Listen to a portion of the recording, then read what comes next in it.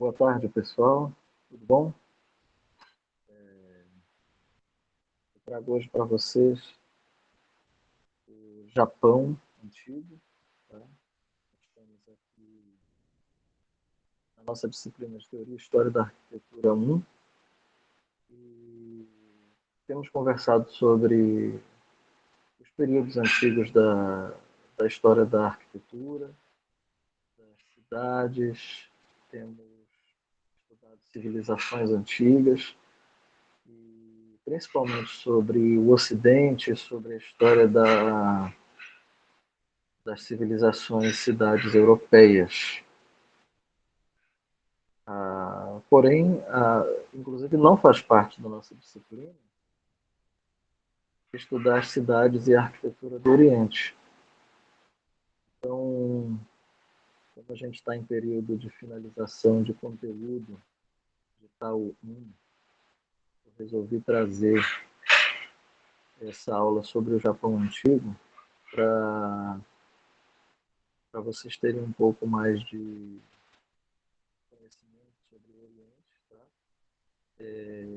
O Oriente é muito mais que isso, é claro. Desde o Oriente Próximo, onde estão a região da antiga Mesopotâmia, várias regiões de povos árabes, como o Irã, o Iraque, o Afeganistão, Palestina, Israel também, tá? E o Oriente Distante, como China, Japão, a própria Índia e outros países árabes, outras civilizações antigas. Tá? Se a gente for estudar uma a uma, a gente realmente não consegue incluir no quadro da disciplina. Então, acaba sendo necessário eleger, tanto no projeto político de curso, né, uma eleição feita pelo curso, isso, feita por nós aqui dentro da disciplina, o que a gente pode trazer, do que a gente tem tempo de apresentar em 45 horas de disciplina para vocês, além do quadro teórico da disciplina que é necessário. Então vamos falar um pouco hoje sobre o Japão Antigo. Tá? O Japão ele é formado por um conjunto de ilhas do leste da Ásia, nas margens do Oceano Pacífico. Essas ilhas são, na verdade, montanhas cujos picos emergem do fundo do mar e às vezes se elevam por vários quilômetros acima do nível da água. Devido a essa formação geográfica, o Japão tem sofrido historicamente com terremotos, com ondas gigantes e a erupção de vulcões. Justamente por essas dificuldades, é possível que isso também tenha ajudado o Japão a se tornar, o povo japonês a se tornar um povo tão organizado, tão complexo, forte e obstinado. Bom, a história clássica japonesa se divide em 5 períodos bastante diferentes. Tá? Quando eu falo em história clássica, eu não estou falando da história recente. Estou falando na história antiga do Japão. Eu também não estou falando na história, na pré-história. Tá? Estou falando aqui do século 14.000 antes de Cristo até o século 12 depois de Cristo, para localizar dentro da nossa contagem ocidental dos séculos, tá bom? Temos o período de Jomon, de 14.000 AC até 250, o período Yayoi, de 250 a 250 DC, o período Yamato, de 250 a 710 DC, ou seja, do segundo ao oitavo século, período Nara do oitavo ao nono século, Período Nara, dentro do oitavo século, e o período Heian, do oitavo ao 12º século, século XII. O período Jomon, que é o mais antigo, tá? Ele é o nome da primeira civilização japonesa. Os seus ancestrais, que são identificados como pré-Jomon, então pré-história, né? Eles ocuparam as ilhas desde aproximadamente 14.000 a.C. e produziram peças de cerâmica, que são consideradas hoje as mais antigas do mundo. Eles eram politeístas, provavelmente eram semi-sedentários. Esse período se encerra entre o ano 300 e o ano 200 antes de Cristo. Tá? Tem-se alguns modelos preservados de como teria sido a arquitetura daquele período, mas principalmente tem-se alguns objetos de cerâmica que são achados arqueológicos daquela época. O período Yayoi, que começa aproximadamente de 300, entre 300 e 250, entre 300 e 200 a.C., vai até 250 depois. Ele é o marco inicial da cultura de arroz em platôs, né, em socalcos. Ele é o marco inicial também de um novo tempo na arte da cerâmica e do bronze.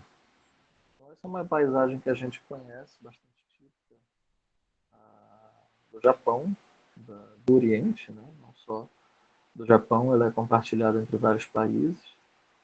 E a gente tem aqui, por exemplo,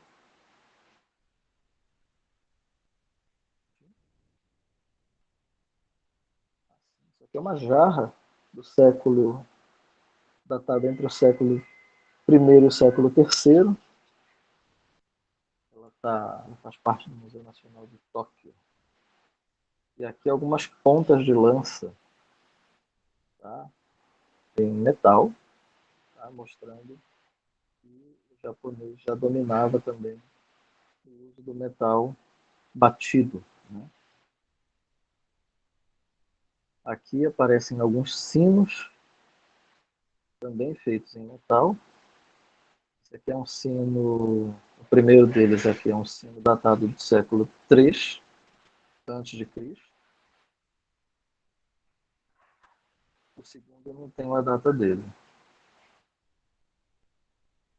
Mas são sinos exatamente desse período. O período Yamato, de 250 até 710 BC, que é o período do primeiro reino, o período do primeiro império japonês.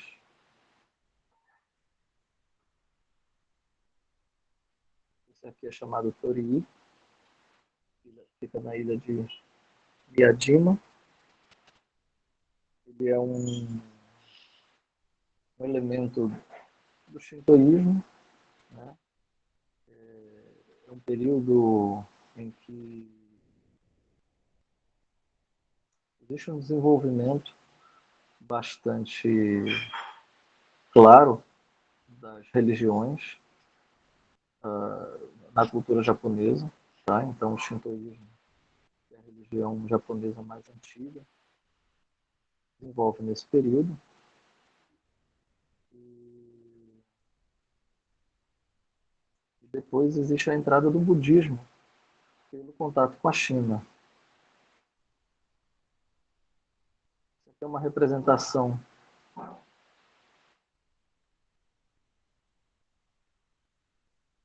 de Mononobe.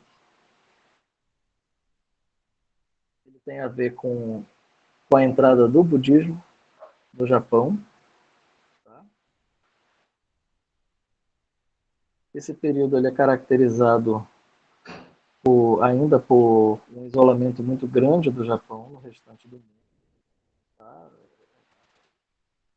Principalmente por essa característica do Japão ser um grande arquipélago, o Japão permaneceu por muito tempo isolado. Então, até que houvesse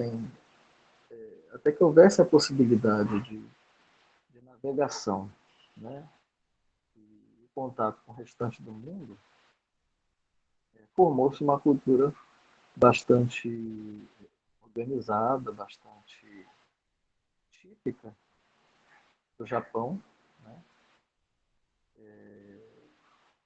Que tem atravessado todos esses milênios aí.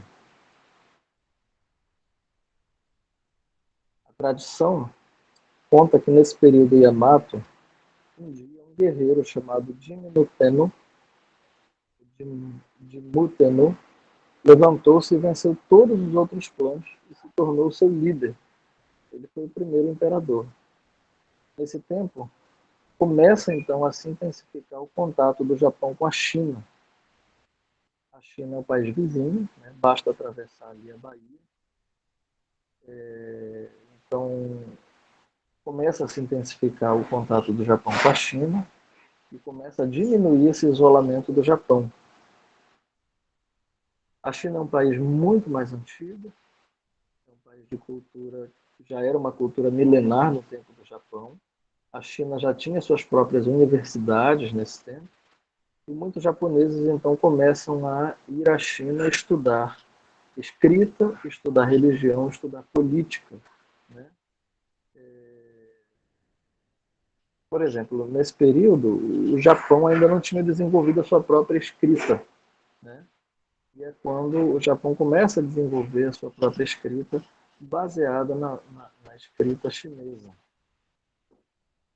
O período seguinte, conhecido como período Nara, é um período de forte influência chinesa, que é uma estatueta ainda do período Yamato.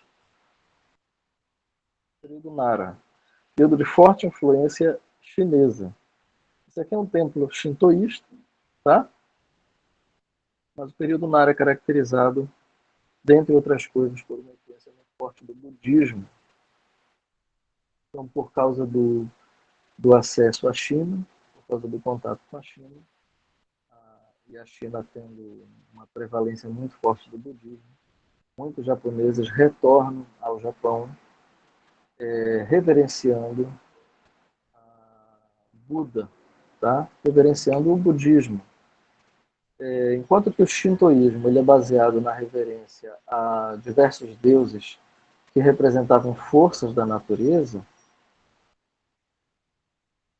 então é uma religião, o shintoísmo é uma religião animista, né, por natureza. O budismo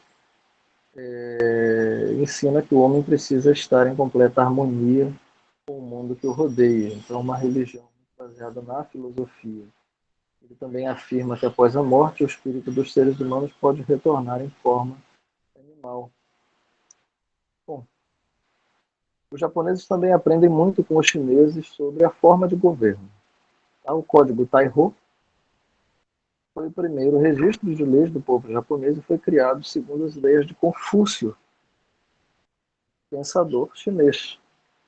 Baseados nessa experiência, é que a imperatriz Genmei e a sua dinastia construíram a sua primeira cidade, a cidade de Heijōkyō, hoje conhecida como Nara. Nesse período, então, produziram-se os primeiros trabalhos de literatura, que eram tratados políticos. Isso aqui é a cidade de Nara.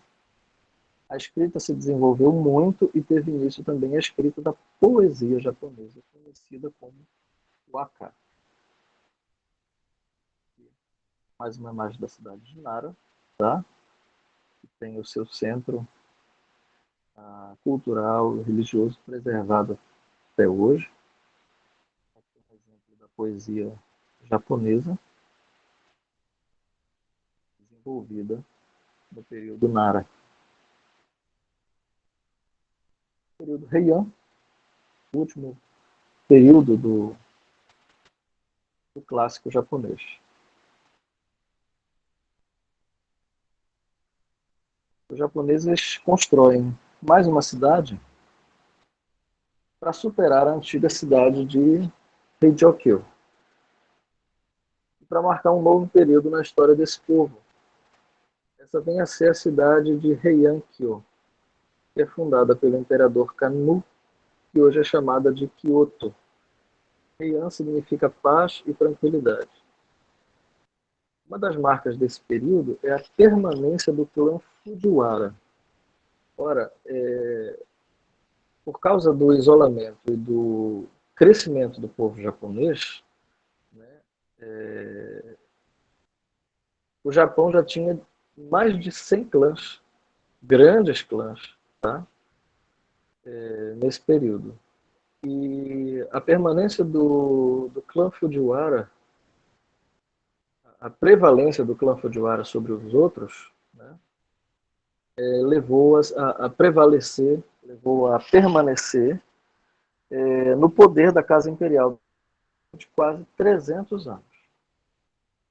Os seus membros se relacionavam e se casavam com os membros da família imperial, inclusive o próprio imperador, e isso despertou a reação dos demais clãs. Esse foi um tempo de refinamento das primeiras expressões artísticas e do estabelecimento de muitos costumes e rituais que vieram a fazer parte da cultura japonesa. Por volta já do ano 1100, havia duas facções opostas aos Fujiwara, os Taira e os Minamoto. Esse último clã, com seu exército de samurais, depois de uma longa batalha, venceu e assumiu o poder.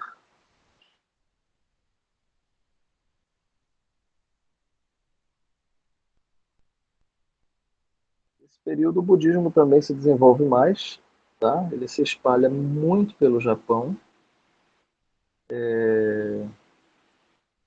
O Tendai, que é uma das seitas budistas, se origina na China. Ele é baseado no Sutra Lotus, um dos mais importantes sutras do budismo, tá?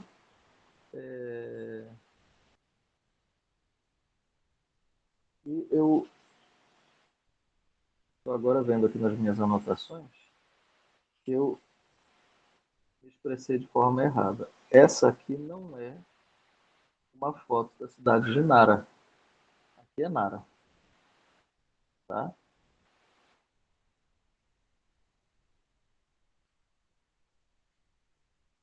Aqui é Danjogaran, no Monte Koya, é um centro da terra sagrada de Shingon. Está relacionado justamente à, à religião budista.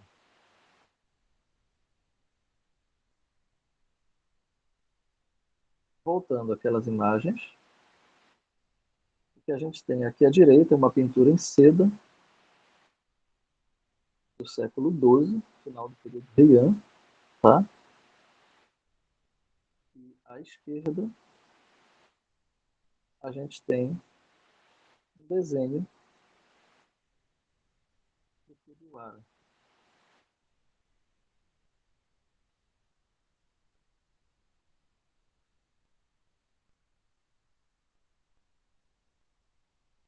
Que era o principal representante do clã, desse clã que havia se prevalecido sobre os demais clãs.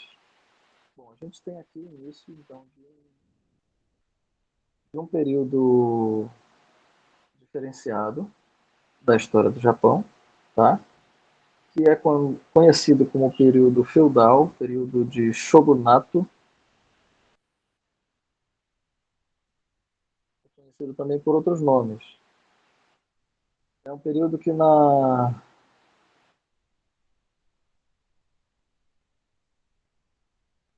recebe vários outros nomes: Kamakura, Kemu, Muromachi, Azuki Momoyama, tá?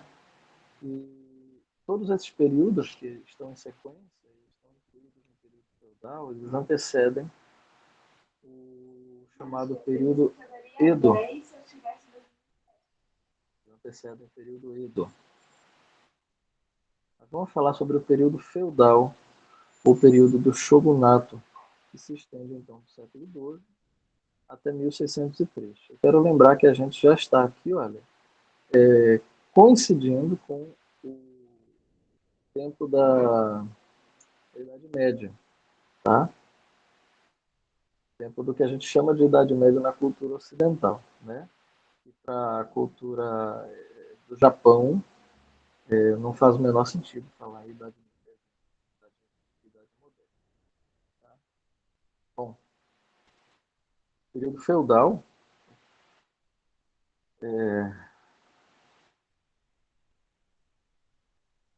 até o século XII, cada região tinha o seu próprio governador, que era chamado de daimyo. Porém, em vez de obedecer ao imperador, os daimyo obedeciam ao shogun, que era o chefe militar do país. O primeiro shogun que teve no Japão foi Yoritomo. No movimento político, ele conseguiu aos poucos retirar o poder político do imperador e transferi-lo aos shoguns. E durante 7 séculos, os shoguns dominaram o Japão, desenvolvendo uma geração de guerreiros samurai como nunca tinha sido vista antes. Em troca pelos serviços prestados, o shogun, que governava o Japão, ele dava terras e riquezas aos samurais, que passavam a sua vida inteira em formação. Eles seguiam um código rigoroso de conduta chamado Bushido, que traduzido quer dizer o caminho do guerreiro. O Bushido enfatizava a lealdade, a retidão, a veracidade, a honra e a coragem do homem. Nessa época, Gengis Khan reuniu todos os mongóis da Ásia, atacou a China, atacou a Coreia e depois avançou em direção à Pérsia, à Rússia, à Polônia e à Hungria, expandindo o seu domínio. O neto de Gengis Khan, Kublai Khan, quando assumiu o poder, se mudou da Ásia para a China e tentou conquistar o Japão. Mas aconteceu que, por 2 vezes, os navios de Kublai Khan naufragaram devido às intempéries que atingiam os mares. E aí eles desistiram. Kublai Khan então desistiu de tentar invadir o Japão. Provavelmente, se Kublai Khan tivesse invadido o Japão, os japoneses não teriam conseguido resistir aos exércitos, que eram muito mais numerosos, né? O Império formado era muito mais numeroso do que o exército dos samurais.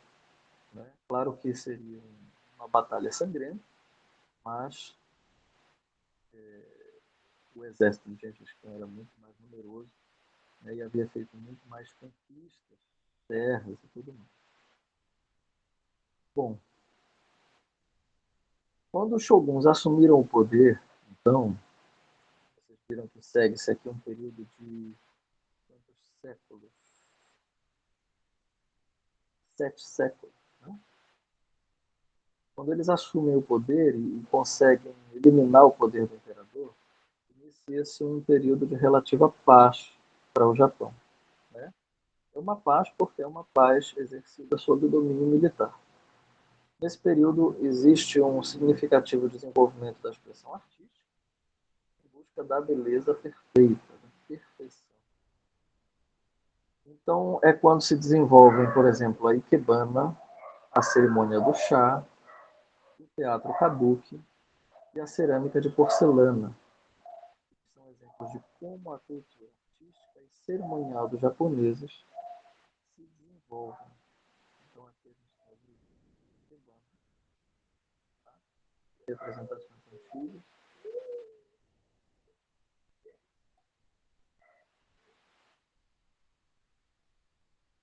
Uma foto provavelmente colorida artificialmente e colorida.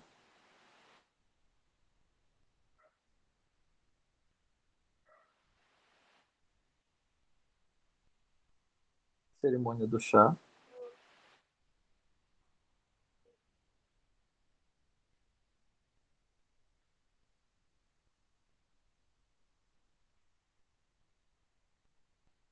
A cerâmica aqui não é porcelana, mas que é usada na cerimônia do chá.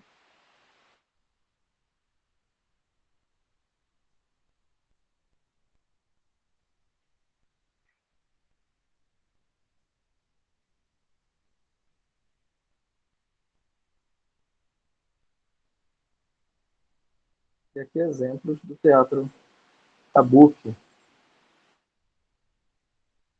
Não só o kabuki, mas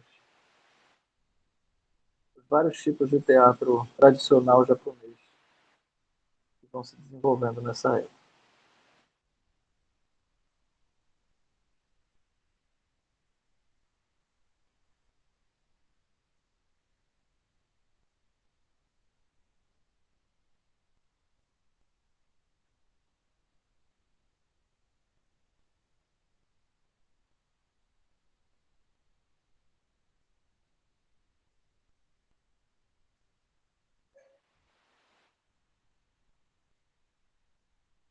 Exemplos de máscaras usadas até hoje.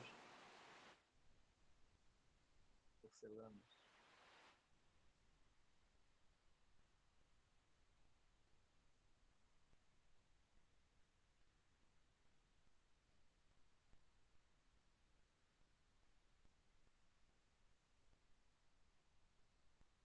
Muito bem.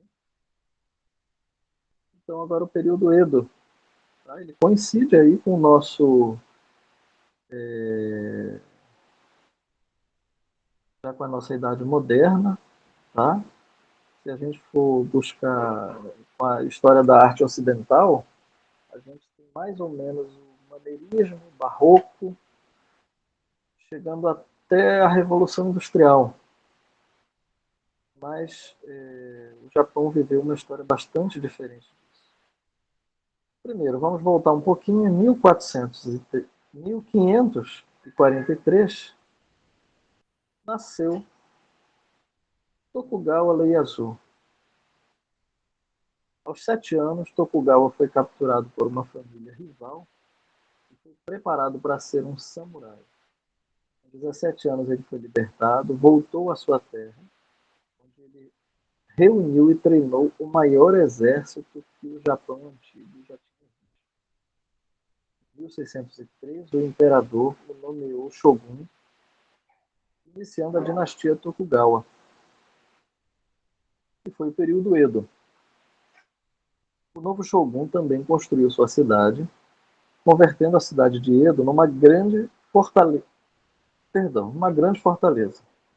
Ao longo do tempo, essa cidade passou a ser conhecida como Tóquio, que até hoje é a capital do país. Tokugawa abominava toda e qualquer forma de apropriação de culturas estrangeiras, como a cultura europeia, devido ao comércio marítimo, e abominava mais ainda o contato com religiões como o cristianismo. Já existia algum contato com nações europeias, tá? Por exemplo, com os holandeses, havia holandeses habitando no Japão, havia contato com ingleses, e Tokugawa abominava completamente o contato com esses estrangeiros. Esse homem da foto foi o primeiro embaixador oficial do Japão nas Américas e na Europa. Bom, aconteceu então que em 1637, Tokugawa morreu, faleceu, e o país iniciou, com o falecimento dele, um processo de fechamento a todos os povos e culturas estrangeiras, impedindo a entrada de estrangeiros e promovendo a execução dos japoneses que tinham se convertido ao cristianismo. Houve uma grande perseguição ao cristianismo, tá? E os japoneses que tinham se convertido ao cristianismo foram mortos. A construção de navios também foi proibida como forma de evitar que as pessoas deixassem o país. Por causa disso, o Japão não viu o desenvolvimento das cidades, o desenvolvimento urbano e industrial da forma como as nossas cidades ocidentais viram no século XIX. Então, do século XVII até o século XIX, tá, o Japão manteve uma regularidade na tradição e na construção da sua arquitetura, das suas cidades. Então, aqui um exemplo da construção de casas e cidades do período Edo. Tá? E aí não se terá desenvolvimento industrial e urbano até a reabertura do Japão 200 anos depois. Tá? O Japão passa praticamente 200 anos fechado. Aqui um exemplo de holandeses, quando eles ainda habitavam as ilhas japonesas.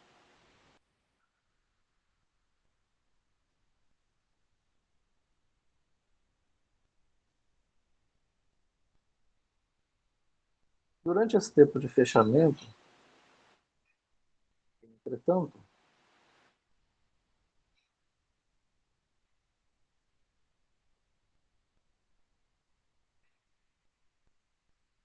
o Japão passa por uma transformação econômica. Tá? O país que tinha até então sido eminentemente agrário, passa por um desenvolvimento econômico muito grande. Isso inclui um nível alto de urbanização, porque o país tem um crescimento demográfico muito grande. O comércio doméstico expande, quer dizer, não existe entrada do produto estrangeiro, então é necessário aumentar o produto interno, é necessário aumentar o produto doméstico. E é necessário difundir o comércio e a indústria de artesanato. Então, o comércio da construção cresce muito, o artesanato acelera muito, tá? E o negócio bancário, as associações mercantilistas, né? Também se desenvolvem muito, muito rápido. Aqui é um exemplo do mercado de peixes no período Edo. Uma pintura que representa o mercado de peixes nesse período, mostrando a agitação que era, já nessa época, a procura por peixes. Essa outra gravura mostra o distrito de Minonbashi, também no período Edo, tá? Mostrando a agitação do comércio.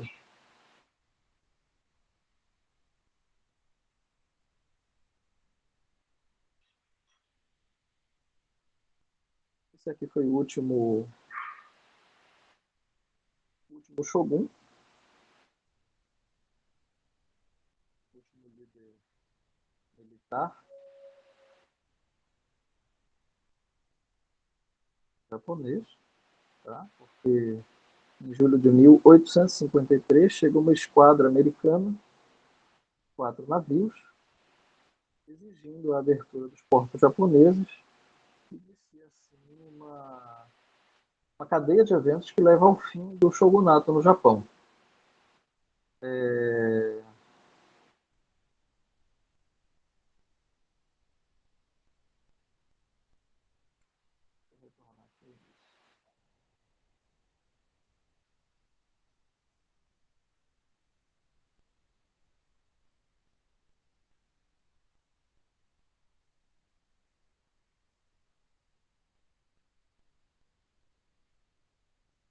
Após esse período, o Japão vai ter a abertura primeiro ao comércio com os Estados Unidos, tá?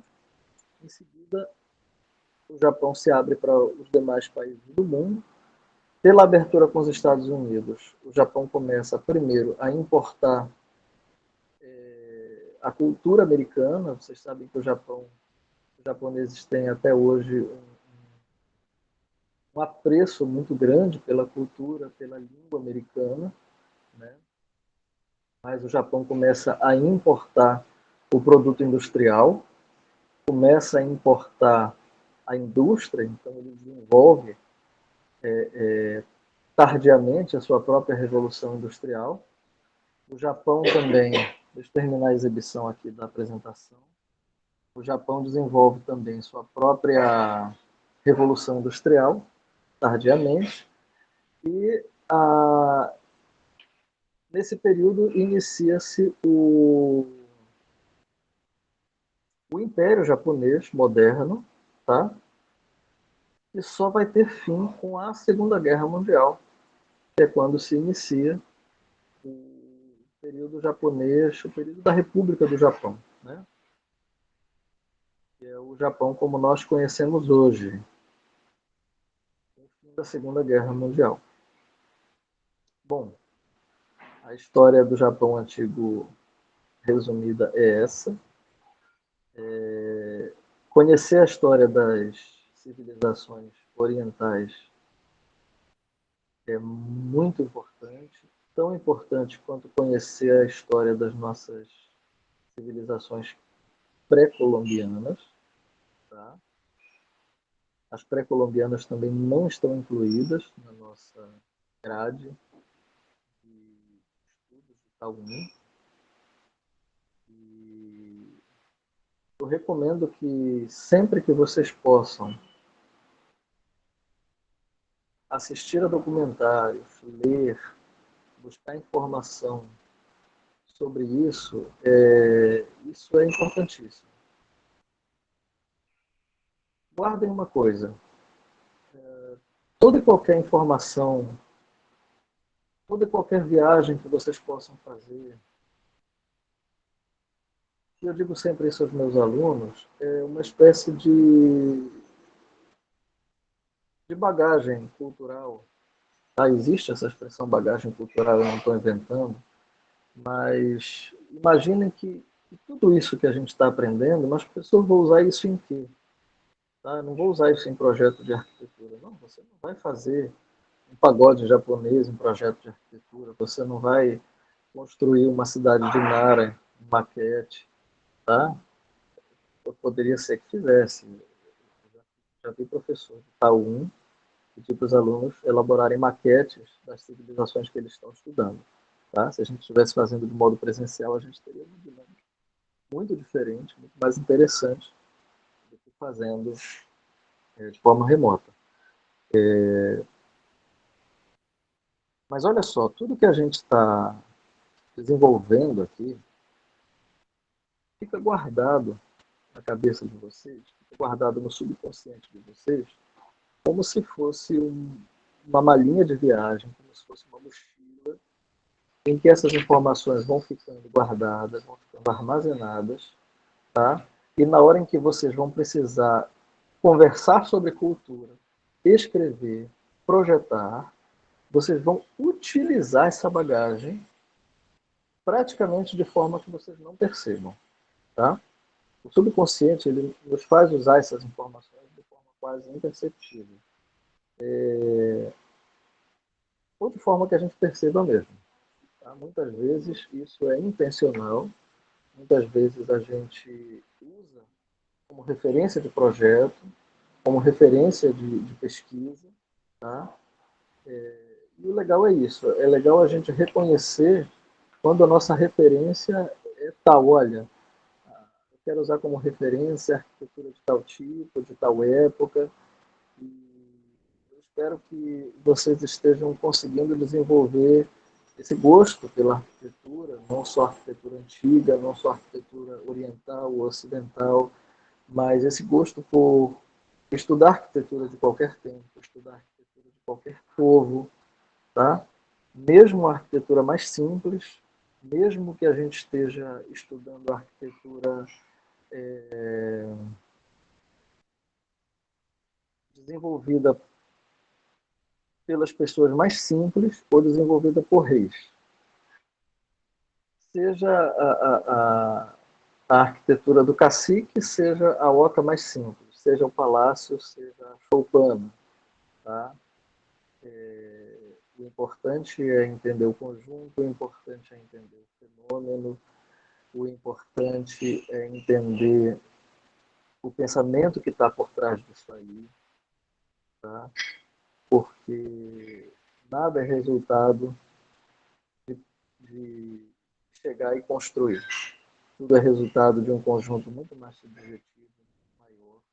E vocês vão ver na próxima disciplina, tal 2, o quanto que entender o espírito do tempo, entender o pensamento que está por trás do período é importante para conhecer a arte que é produzida naquele período. Tá? A gente vai ficar por aqui hoje. A gente se encontra na próxima aula, quarta-feira, às 14h30. Até lá. Um abraço.